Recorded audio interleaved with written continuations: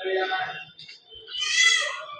साथियों, फिर से स्वागत है आपका अपने प्यारे यूट्यूब चैनल गवेश क्लासेस में। तो मेरा नाम गजेंद्र सिंह। तो साथी करते हैं आज के वीडियो लेक्चर स्टार्ट। तो आज के वीडियो लेक्चर में हम लघुत्तरी प्रश्न करेंगे। हाई स्कूल बोर्ड परीक्षा 2025 के लिए अनसोल्ड पेपर सेट एक एवी कोड का 2019 का हम करेंगे। ठीक है, बहुविकल्पीय प्रश्न करा दिए, 20 बहुविकल्पीय थे और आपके 2 अंक के आपका क्वेश्चन नंबर 21 था, जो पूरे इसमें 6 क्वेश्चन थे। ठीक है, तो आपके 2 अंक के प्रश्न करा दिए। अब हम करेंगे 4 अंक के प्रश्न। तो 4 अंक के प्रश्न में सबसे पहला प्रश्न हम बढ़ते हैं। नोट करते हैं प्रश्न को। देखिए साथियों, जो 22वां क्वेश्चन, इसमें आपके 5 खंड होंगे। ठीक है, और 5 खंड 2-2, 4-4 मार्क्स के होंगे, मतलब 20 नंबर का आपका ये क्वेश्चन 22 है। ठीक है, जो आपका लघुत्तरी प्रश्न कहलाएगा। इसमें इसको हल करना है हमें।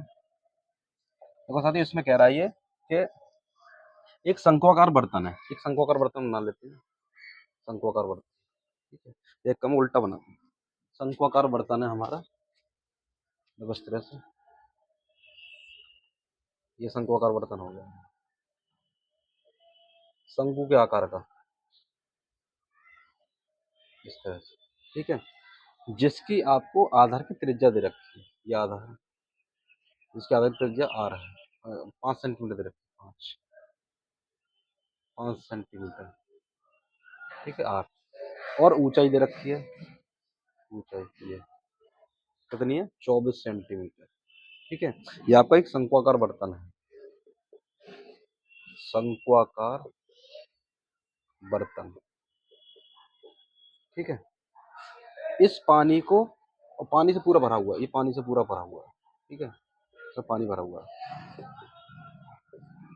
जल जल भरा हुआ है। अब इस पानी को एक बेलनाकार बर्तन में डाला जाता है। बेलनाकार बर्तन बना लेते हैं, मेरा बेलनाकार बर्तन। ठीक है, ये आपका बेलनाकार बर्तन हो गया, बेलनाकार बर्तन। इस पानी को इसमें डाला जाता है। ठीक है, इस पानी को बेलनाकार बर्तन में पलटा जाता है, जिसके आधा की त्रिज्या इसमें 10 सेंटीमीटर। तो आपसे कह रहा है इसकी ऊंचाई बतानी है हमें, इसकी ऊंचाई कितनी होगी। ठीक है, तो साथियों एक चीज ध्यान रखना, जब भी हमारा किसी बर्तन में से दूसरे किसी, जैसे शंक्वाकार बर्तन है, इसमें से हम बेलनाकार बर्तन में पानी को भर रहे हैं और पूरा भरा हुआ है, तो यहाँ क्या होगा, एक चीज ध्यान रखना, आयतन इस स्थिति में आयतन क्या होता है, समान होता है। आयतन समान होता है। ठीक है, अगर इस ऐसी स्थिति बननी है, किसी बर्तन में से पानी को निकाल के दूसरे बर्तन में डाला जाता है, तो दोनों केसों में आयतन समान रहता है। इसलिए हम क्या करेंगे, हमें बेलनाकार बर्तन का आयतन बराबर होगा किसके, शंक्वाकार बर्तन के आयतन के। शंक्वाकार बर्तन के आयतन।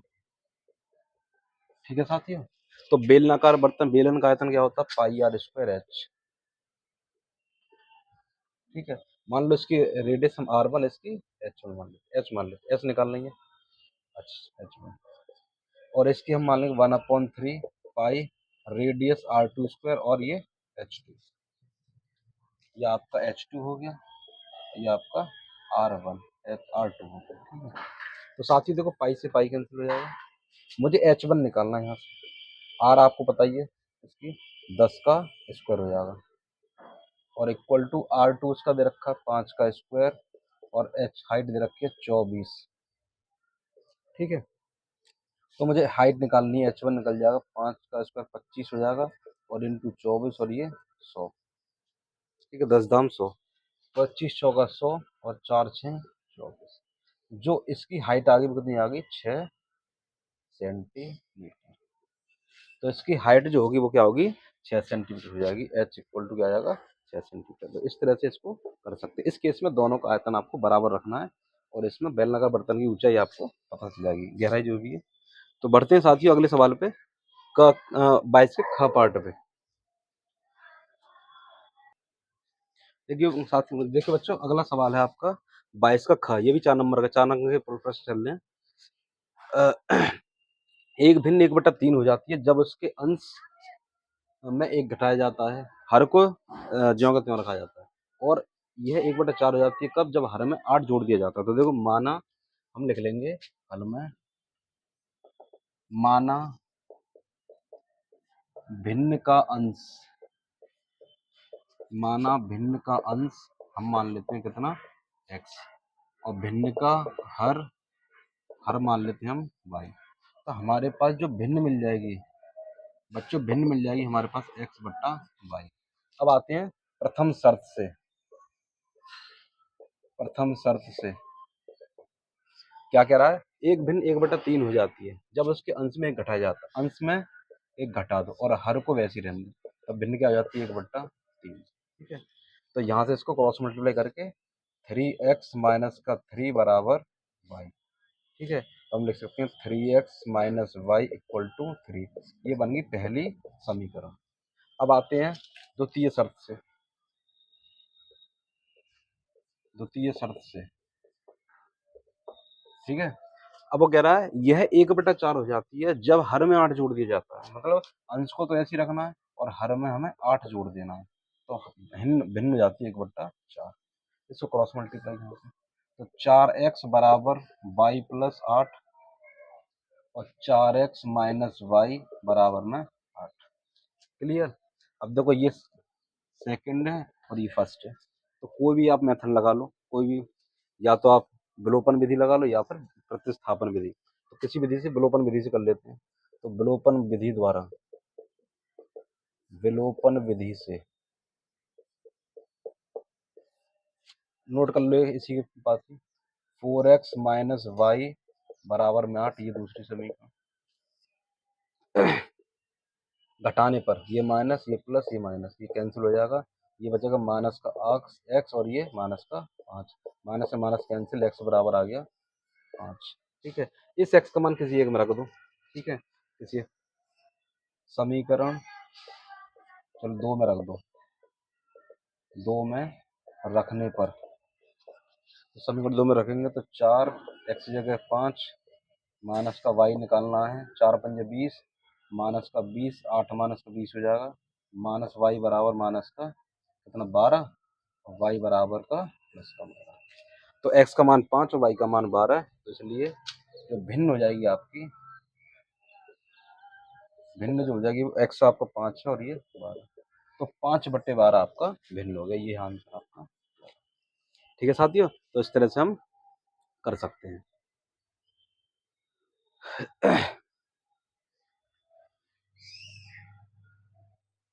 तो बढ़ते हैं अगले सवाल पे, ग पार्ट पे। देखो साथियों, 22 के ग और घ दोनों क्वेश्चन हम उतार लिए, तो एक एक करके इनको हल कर लेते हैं। पहले आओ गा पे, गा का हल। तो गा में कह रहा है बहुपद आपको दे रखा है x² plus 4x plus 2a के शून्य दे रखे हैं अल्फा और 2/अल्फा, तो अल्फा का मान बताना है।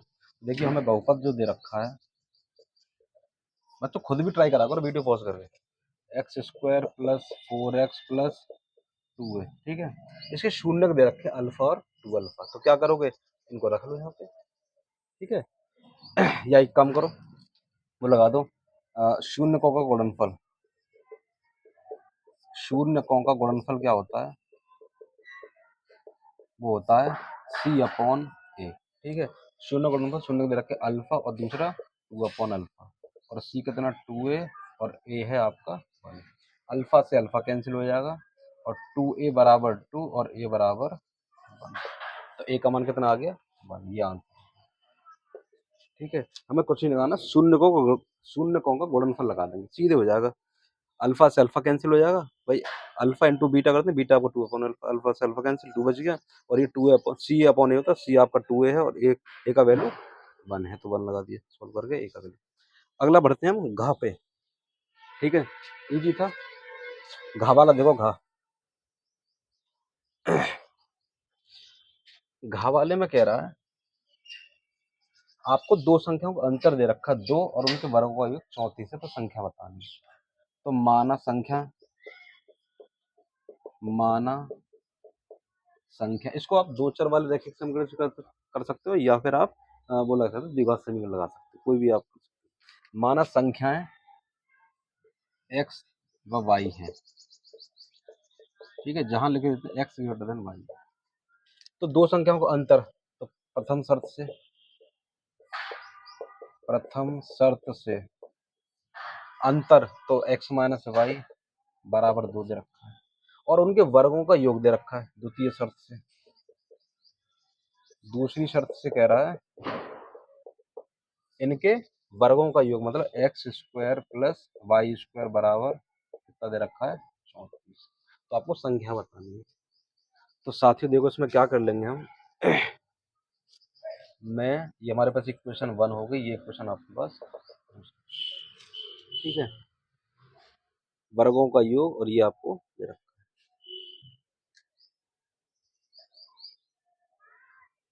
एक काम करो, यहाँ से x का वैल्यू निकालो, x का वैल्यू निकालेंगे तो 2 प्लस वाई मिल जाएगा, ठीक है। इसको रख दो इस वाली इक्वेशन में, x जगह, तो 2 प्लस वाई का होल स्क्वायर और प्लस वाई स्क्वायर बराबर 34, ठीक है। तीसरी इक्वेशन में इसको खोल दो, 2 दूनी 4 प्लस वाई स्क्वायर प्लस 2 दूनी 4 वाई और प्लस वाई स्क्वायर बराबर में 34, ठीक है। यहाँ से x का मान निकाल दिया, इसको यहाँ रख दिया, तो ये हो जाएगा वाई स्क्वायर 2y² और प्लस 4y, और ये प्लस 4 और माइनस का 34 बराबर में 0, तो हो जाएगा 2y² प्लस 4y और ये माइनस का 30 बराबर 0, ठीक है। देखो दो कॉमन आ रहा है पूरे में, दो कॉमन लेंगे तो y² प्लस 2y और ये 15 और ये दो उधर चला जाएगा, तो y² प्लस 2y माइनस का 15 बराबर में 0। ये बन गया आपका द्विघात समीकरण। अब इसका मूल निकाल लेंगे, कैसे, y² प्लस इसे लोग लो 5y माइनस का 3y माइनस का 15 बराबर में 0। यहाँ से कॉमन, यहाँ से कॉमन, तो y लेंगे तो y प्लस 5 और यहाँ से 3 लेंगे तो y प्लस 5 बराबर में 0। यहाँ से सॉल्व करो, y माइनस 3 और y प्लस 5 बराबर में 0, ठीक है। तो y बराबर आ जाएगा 3 और ये माइनस का 5, माइनस 5 को हम लेंगे नहीं, तो y का वैल्यू 3 ले लेंगे, y का वैल्यू 3 आ गया, तो x का वैल्यू कितना आ जाएगा, बताओ, 5, x का वैल्यू कितना आ जाएगा 5। तो संख्या आ गई 5 और 3, संख्या क्या आ जाएंगी 5 व 3, क्योंकि 5 में से 3 के 2 और 5 में 25, 3 3 9, 25 और 9 34 हो जाएगा, ठीक है।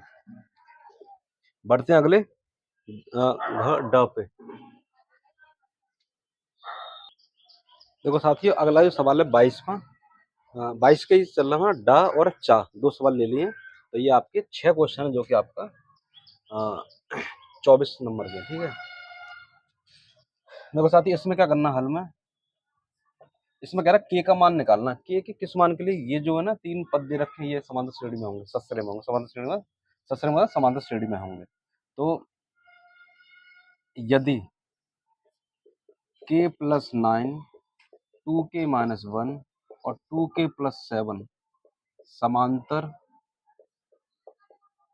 श्रेणी में होंगे, यदि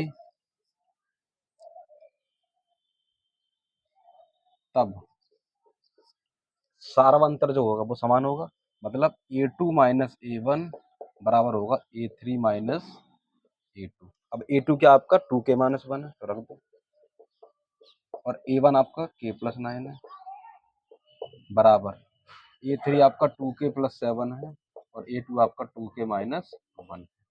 के का वैल्यू निकाल दो, यहाँ से 2k माइनस 1 ये माइनस k और माइनस का ये हो जाएगा 9, और ये 2k प्लस 7 माइनस का 2k और प्लस 1, देखो ये कैंसिल, 2k में से k बचा, k बच गया, माइनस 1 माइनस 9 माइनस का 10 हो जाएगा, और ये 7 और 1 8 और k बराबर 18।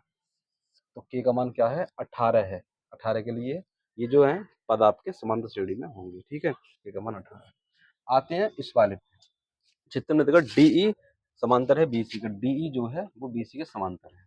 यदि एडी बराबर 3 सेंटीमीटर, एई बराबर 2 सेंटीमीटर, डीबी 6 सेंटीमीटर और एसी आपको निकालना है। तो आपको पता है थेल्स प्रमेय से, थेल्स प्रमेय से, ठीक है, आधारभूत प्रमेय बोल देते हैं इसको। इसमें क्या कहता है, अगर किसी त्रिभुज में किसी एक भुजा के समांतर कोई भुजा खींची जाए, कोई रेखाखंड खींची जाए जो अन्य दो भुजाओं को किसी बिंदु पर, अलग अलग बिंदु पर काटे, तो फिर ये क्या होता है, एडी अपॉन डीबी बराबर होगा एई अपॉन ईसी के, ठीक है। ये थेल्स प्रमेय होती है। क्यों? जब लिख देंगे आपको कहता है डीई समांतर क्या है, बीसी, ये डी समांतर बीसी है, तो एडी अपॉन डीबी और एई अपॉन ईसी। एडी आपको दे रखा 3 सेंटीमीटर, डीबी दे रखा आपको 6 और ए दे रखा 2 और ईसी आपको निकालना है, क्रॉस मल्टीप्लाई मार दो, तो ईसी बराबर 6 दूनी 12 और बट्टा 3, 3 चौक 12। ईसी कितना आ गया, 4 सेंटी। इस तरह से ईसी आपका 4 सेंटीमीटर। तो इस तरह से साथियों ये क्वेश्चन नंबर 22, जिसमें आपके 6 क्वेश्चन थे और प्रत्येक जो सवाल था वो आपका 4 अंक का, मतलब 24 नंबर का था ये पूरा क्वेश्चन। तो साथियों ये लघु उत्तरीय हम इसे कह सकते हैं एक तरह से। तो अगले वीडियो लेक्चर में आपके आई थिंक 6 नंबर का क्वेश्चन देंगे। यस, 6 नंबर के क्वेश्चन देंगे, 23, 24, 25, 3 क्वेश्चन। तो आपका पूरा सेट ये कंप्लीट हो जाएगा, सेट एक ये भी 2019 वाला। तो साथियों अगर वीडियो आपको अच्छा लगा तो आप इसे लाइक कीजिए, शेयर कीजिए। तो मिलते हैं अगले वीडियो लेक्चर में। All the very best.